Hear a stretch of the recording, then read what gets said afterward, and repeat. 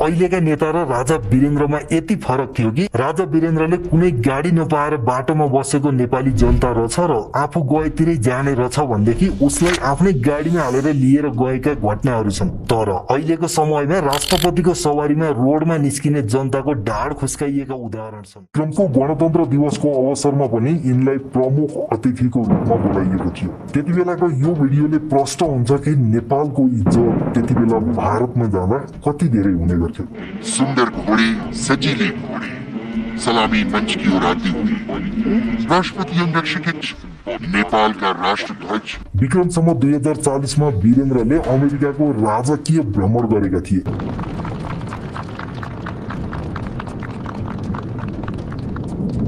विश्वको 1 नम्बर शक्ति राष्ट्रमा नेपालको राष्ट्र प्रमुख तथा सरकार प्रमुखको तर्फबाट त्यस यता कुनै पनि राजकीय भ्रमण भएको छैन। 2030 सालमै उनले चीनको भ्रमण गरेका थिए। यिनको चीन भ्रमणपछि नेपाल र चीनको सम्बन्ध धेरै घनिष्ठ बनेको थियो। औद्योगिक क्षेत्र 2042 मा गजेन्द्र नारायण औद्योगिक क्षेत्र स्थापना गरेर देशको अर्थतन्त्रलाई सुधार गरेका थिए। यति मात्रै होइन, मेलम्ची खानेपानीको योजना पनि राजा वीरेन्द्रले नै सुरु गरेका थिए। चाइनासँग सहयोग मागेर गोरखखाली टायरको सुरुवात गरे। नेपालमा बनेको यो गोरखखाली टायरले भारत, श्रीलङ्का र बङ्गलादेशसम्म बजार बनाउन सफल भएको थियो।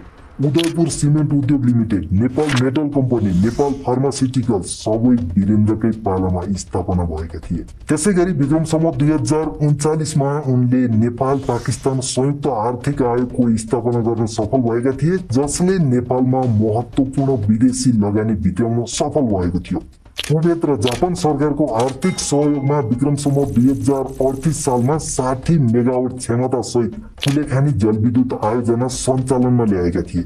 2038 सालमै जापानको आर्थिक सहयोगमा त्रिवी शिक्षण अस्पतालको स्थापना भएको थियो। यिनकै पालामा 2029 सालदेखि 2042 सालसम्म नेपालमा 18 वटा विमानस्थलको निर्माण भएको थियो।